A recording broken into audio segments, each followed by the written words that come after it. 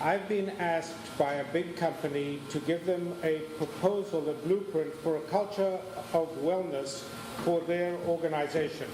And I'd like to ask your indulgence to suspend your business interests for 15 to 20 minutes and critique what I have to say. There are handouts that I've passed out which have the proposal, and it's fairly long-winded. So with your permission, I will just go through the headlines. Is that okay with you guys? Yes. Good. Why a culture of wellness? We have an epidemic of obesity. There's no two ways about it. The government has announced it. We have an epidemic of obesity. And the tragic part about it is that this epidemic is going to kill us financially as well as medically. And I intend to show that with a slideshow. The Cleveland Clinic where I worked showed that for every pound weight loss in their population of 40,000 people translated to $24 to $25 decrease in employee health costs. So there is a way to decrease the cost of this epidemic. Google says a healthy employee is a happy employee, and a happy employee is a creative employee, and Google sells creativity. Increased wellness leads to decreased absenteeism, and I've got a story about that. Decreased presenteeism. Do you guys know what presenteeism is? Presenteeism is, what was that again? Decreased presenteeism is when you're paying somebody to occupy a place and they really aren't there. What? Yeah, that's presenteeism. And it is probably the most expensive expense of any business owner. Decreased workers' comp, decreased rehiring and training costs, decreased healthcare benefits. And there's a story related to that. Harley Davidson, the good old boys who make the best bikes in the world. Anybody question that? No? Okay, good. And the good old boys are getting old. So Harley was faced with a problem. Do they allow those boys to retire and then get a bunch of newbies in and train them, during which time there is rehiring expenses, and maybe they will be competent enough to continue making the best bikes in the world? Or do they keep the good old boys on for another 5 years and give them a new contract and build into that contract some sort of mentorship and what is called talent succession, that the good old boys who know how to do it teach the newbies how to do it, and so their talent is passed on? Any idea on what they did? They kept the old kids. They actually, and it was written up in the Wall Street Journal, they actually kept the good old boys on. And the good old boys were delighted because they like me. So there is a very valuable asset in looking at that, and talent succession is important. And finally, from my point of view, promoting wellness is far more fun than treating illness. So with that, who's this directed to? This is directed to mainly the innovators and the early adopters and their families, because culture, as you'll see, is seeing what other people do. And if you get a group of people in an organization doing things which look like they're fun and they're healthy, you can engage more people in doing it. Finally, how long? It takes about a year. And with that said, let's go on to a slideshow. This is the fun part. So what is the cost? Well, what is the cost? This thing doesn't show up. There is the cost for you, ladies and gentlemen. 2.5 trillion in 2009, and it's broken down into various groups. What the drivers are: chronic disease is a biggie, and I'll show you examples of that later. Aging population, yeah, we are living longer, and the problem is a lot of us are living sicker. Hospital readmissions, a big thing that's probably, there are two factors to that. Maybe they're not being treated well enough, or because the hospitals are in business of occupying beds, there is a rapid turnover. And finally, physician shortage. Now, the primary care docs are paid per head count. That is the way the system works. So they will try and shovel through as many patients as they can through their offices. And some of them are just getting very tired of that, and they're getting out of primary care. So there is a real problem. So let's see what else there is. These are the costs. And that says here, 1.7 million people will be forced to file for bankruptcy due to medical costs. Over 11 million Americans will burden themselves with more credit card debt in order to cover their health care costs. 56 million Americans will struggle with health care related bills. That's 20% of the population between the ages of 18 and 54. Here are the numbers again. Kind of expensive, wouldn't you say? How did we get like that? Well, we probably got like that by doing this. But there seems to be a gender differential. I wonder why. Anyhow, so this, you are what you eat, and we're going to talk about that a little bit. But if you eat right, you look like the cute young thing on the, what's that, on the right-hand side as you look at it. And if you don't, well, you start looking like that. How many do you know who look like that? And people start making fun of you. When I grow up, I'm going to weigh 300 pounds. Help! And it's even been exported to Africa, where I come from. So these are actual figures from CDC looking at the density of, looking at the weight of the nation, so to speak. And this was in 1985, and you can see by the graph at the bottom, white is no data, blue is less than 10%, 10 to 14%, 8 to 15 to, etc. And the different colors represent the different percentages, and this is what happened in 2010. The country is going very, very red, particularly in the south. I wonder why. And these are the negative effects of obesity on your health and your lifestyle. A lower life expectancy. Now, this isn't a joke. The children of obese parents are themselves obese and have a shorter lifespan than their parents. And for those of you who are parents, I ask you, can you think of anything more painful than to have to bury a child because of something they learned from you?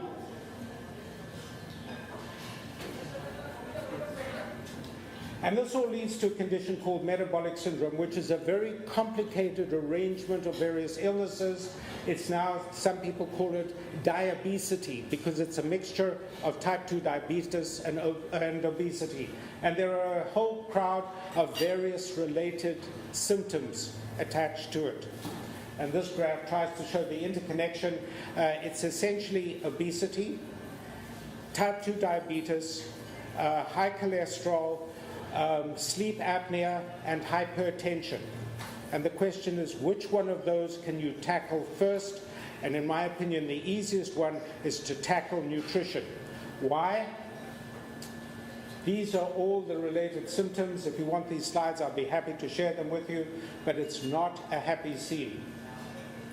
So I was trained at the University of Cape Town, as you heard, in the methods of the functional medicine docs, who, as opposed to the traditional medicine docs in this country, who say, you have a headache, take an aspirin. We were trained, first, do no harm. This was first suggested in 460 BC by Hippocrates. And secondly, if you have a headache, we think, what's causing it? So this guy, Hippocrates, was quite a smart dude, and he said, let food be thy medicine, and let thy medicine be thy food. What a novel concept. He also went on to say and to believe that the human body had an infinite capacity to self-heal. Well, that seems to be coming true now, that if you take in the correct nutrients, the body seems to be able to sustain itself almost indefinitely. And there's more and more proof coming out from that scientific evidence. As well as we now can culture stem cells. So that with the aid of a stem cell implant, you may be able to regenerate completely. All of the cells in the body completely renew themselves every 28 days. Some other interesting guy said, the doctor of the future will no longer treat the human frame with drugs, but rather will cure and prevent disease with nutrition. Hallelujah. Hallelujah. Who said that? The guy who knows 10,000 ways in which a light bulb doesn't work. Here's some of the causes. Recognize them? And how do they work? Interesting cycle. You eat sugar, you like it, you crave it, it has addictive properties, your blood sugar level spikes. Next thing that happens is that your insulin reacts and drives your blood sugar down and the sugar into your cells. You feel absolutely lethargic. You want some more sugar, and you repeat the whole thing over and over again. That is a bad habit. Will you agree? And yet we all do it, because from about this age, our parents feed us sugar. Try some of this, you'll love it. And we do, because the dopamine effect, the addictive effect of sugar. Anybody seen this place?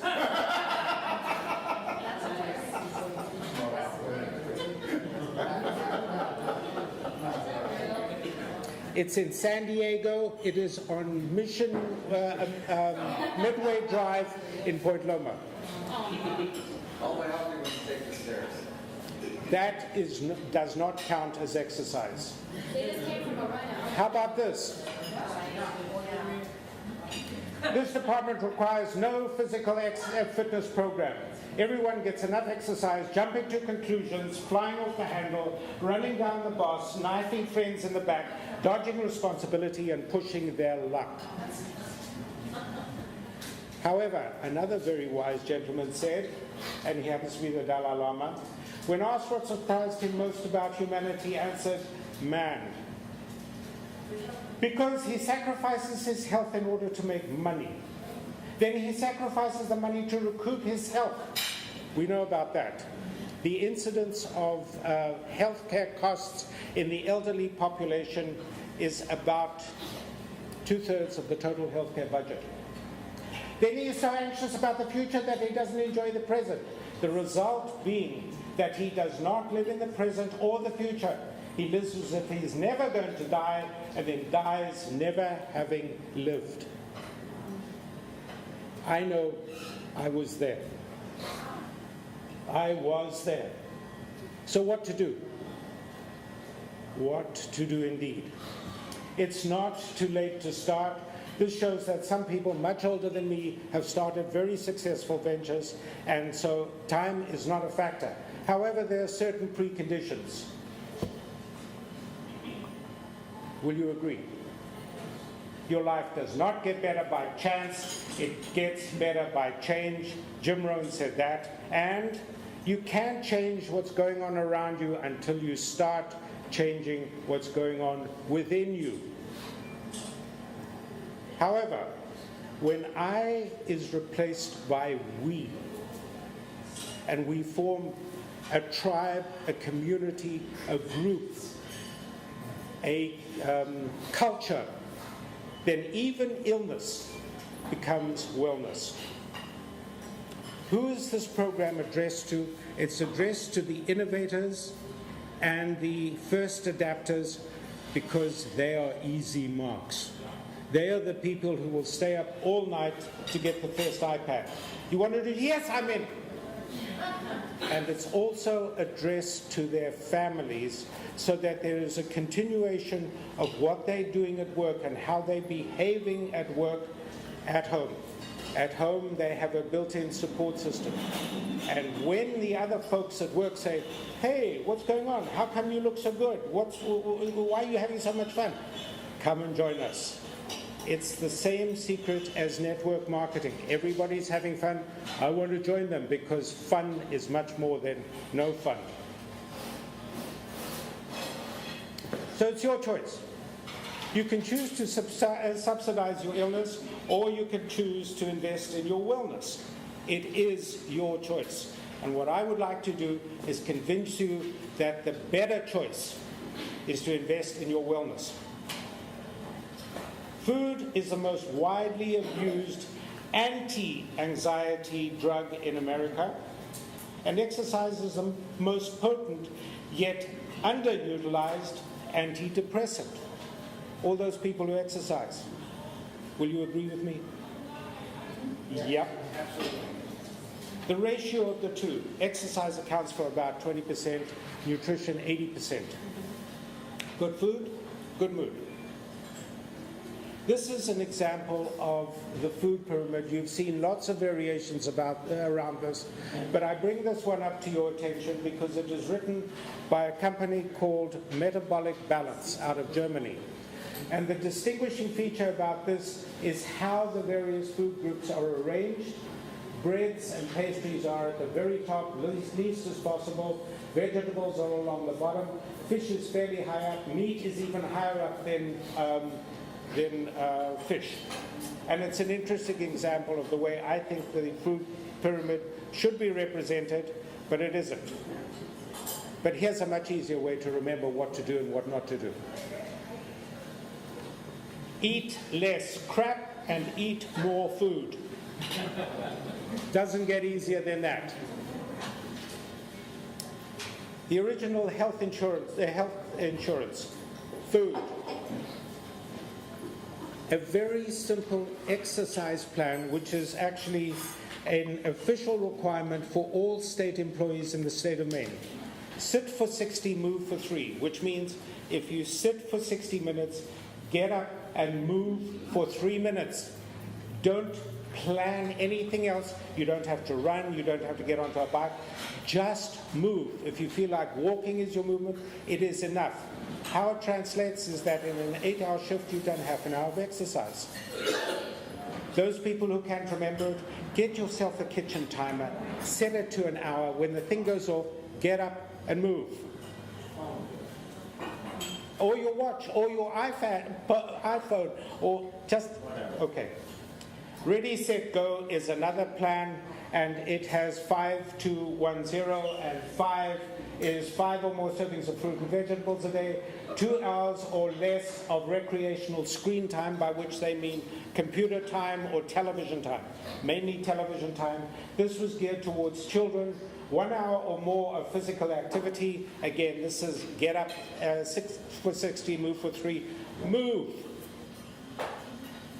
And finally, no sugar drinks, because we've been through this, the addiction of sugar and how it becomes habit forming. Here's a story. Now this guy unfortunately passed away in March of this year. But he is one of the features who plays golf here? Golf Digest, current edition. Young Forever is an article written about him. The oldest playing golfer in the country. He died at 110. The Senior Olympics says to seniors who are either retired or fired, get off your duff, get away from your television, stop munching, come play with us. So the Senior Olympics record for the oldest men's 1,500 meter dash is held by a 99-year-old in 6.5 minutes. The California Senior Olympics women's basketball team are national champions. And none of those darling little grandmas is younger than 85. So it is possible to live that long, and your cells do keep regenerating. I want to be 110 like this guy. Now, here are some real costs from real studies produced in the last 2 years to show how current it is. 220 billion in productivity costs are lost each year during an employee's illness.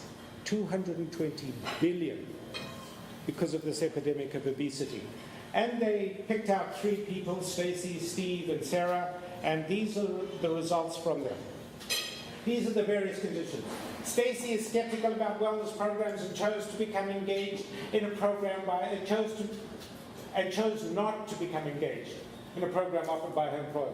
Steve wasn't interested at first, but then he sees that everybody else is having a lot of fun and decides in the end he's going to join them.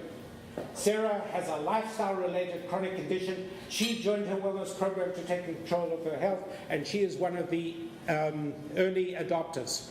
She was right in there. And the results.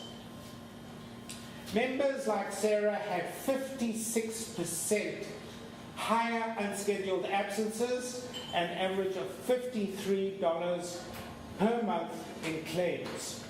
Members like Steve had a lower incidence, which was what you would expect, and members with preventable lifestyle chronic illnesses, I told you about metabolic syndrome, chronic conditions such as diabetes, high blood pressure, typically had higher claims than the total population. The engaged members like Sarah had 60% lower claims cost. And the subtext, an increasing number of companies know why they need workplace wellness, but struggle with how to get significant results and see positive changes in employees like Steve and Sarah. NPR, May the 6th, 2 days ago, Ezekiel Emanuel said, and Ezekiel Emanuel happened to be a bioethicist who was part of the planning of Obamacare. So on radio he said 10% of patients that consume about 2/3 of the healthcare spending. 10%. And those 10% of patients are people with chronic illnesses, diabetes, congestive heart failure, emphysema, metabolic syndrome.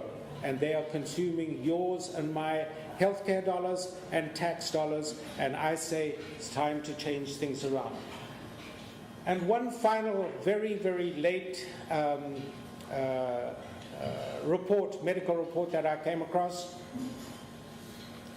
Thank you for your attention.